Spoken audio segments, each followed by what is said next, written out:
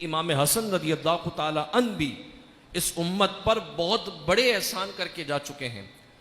आपका भी इस उम्मत पर बड़ा एहसान रहा है। जिस ज़माने में इमाम हसन की तारीख़ अगर आप पढ़ते हैं तो इमाम हसन रज़ियल्लाहु ताला अन्हु के बारे में हुजूर ने पहले ही इरशाद फरमा दिया था। जब आप पैदा हुए थे आपने फरमाया था कि मेरा ये शहज़ादा दो जमातों के दरमियान, दो बेहतर जमातों के दरमियान सुलह करवाएगा। ये हुजूर सल्लल्लाहु अलैहि वसल्लम की हदीस से पाक थी।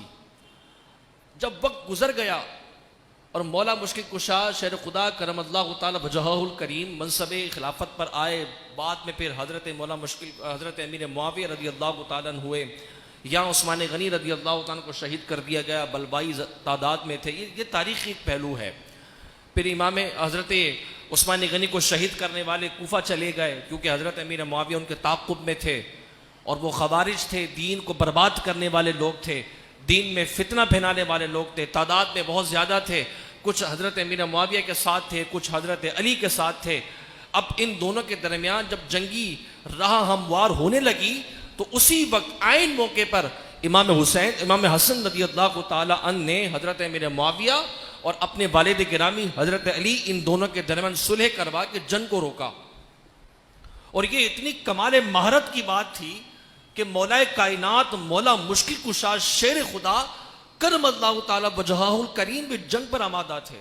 यहाँ हज़रत अमीर मुआविया भी इतने बड़े बड़े दो सहाबी एक ही वक्त में, एक ही मामले में जब आमने सामने हुए तो सुलह करवाने के लिए कौन आया? हुजूर का वही शहजादा जिसका नाम हसन था। ये दोनों इतने बड़े सहाबी, आला तदबीर रखने वाले, फातेह खैबर हज़रत अली कहलाए, अमीर मुआविया रज़ियल्लाहु ताला अन्हु अमीर शाम कहलाया, शाम को फतह करने वाले उसके अमीर आपको बनाया गया। लेकिन क्या बलवाइयों का जोर इतना था, फितना इतना था कि दोनों को कोई राह समझ नहीं आ रही थी और दोनों हक पर थे, दोनों अपनी राह पे हक पर थे। ये मुशाजरात सूफिया ने, उलमा ने, मुहद्दिसीन ने लिख दिए हैं। हज़रत अमीर मुआविया और हज़रत अली की मारकाई आराई पर हमें यह हक नहीं पूछता कि हम अमीर मुआविया के शान में गुस्ताखी करें, हमें यह हक नहीं पूछता। वो हक पर थे, वो भी इज्तिहादी मामले पर थे, मौला मुश्किल कुशा भी इज्तिहादी अमल पर थे। कोई एक दूसरे से नाउज़ुबिल्लाह नफरत के बुग़्ज़ की बुनियाद पर जंग नहीं लड़ रहा था, दोनों अपने अपने नज़रियात की बुनियाद पर हक पर थे। लेकिन मार्का आराई समझ नहीं आ रही थी। बात कान हो के बलवाइयों की तादाद बहुत थी, वो कभी इधर फितना करते, कभी इधर फितना करते, वहाँ कुछ लोग लड़ बैठे, वहाँ कुछ लोग लड़ बैठे। यूं फिर जब देखा कि ऐन मौके पर कि अब जंग हुई, तब जंग हुई, अब लोग मिटे, मुसलमान एक दूसरे को दस्तो गिरबा हुए, तब दस्तो गिरबा हुए। ऐसे ऐन मौके पर अल्लाह के नबी का फरमान सच्चा हुआ।